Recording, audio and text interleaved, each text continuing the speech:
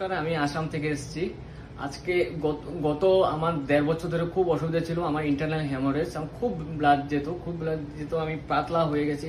Blood point আমার 14 ছিল, তার থেকে আমার 8 ব্লাড হয়ে গেছে। তারপরও আমি আসলাম, স্যারের সাথে আমি অনলাইন কনসালটেশন করেছি আসাম থেকে। তারপর সব রিপোর্টগুলো পাঠালাম।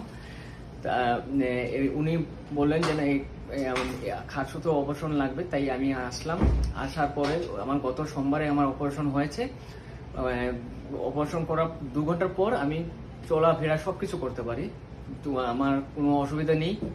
হ্যাঁ, হালকা একটু ব্যথা ওঠে রাতে ও সকালে, মর্নিংয়ে একটু ব্যথা হয়, তো ওটা আবার সেরে যায়। ওটা একদম সহ্য করার মতো ব্যথা, এমন কোনো ব্যথা না, একদম হালকা একটা ব্যথা ওঠে, পেন ওঠে। আর বলছিলাম, এখানে এসে ডক্টর স্যারের সাথে এতদিন ধরে কনসালটেশন করেছি, খুব ভালো লেগেছে। স্যারের সাথে কথা বলে খুব ভালো।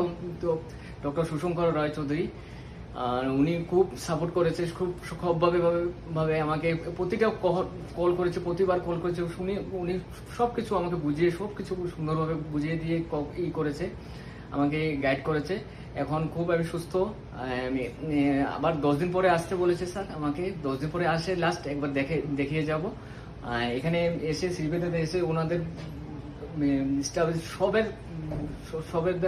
সবের ফিডব্যাক খুব ভালো, ওনাদের ফ্র্যাঙ্কলি খুব বিহেভিয়ার ভালো। বাস এটাই বলতে চাই।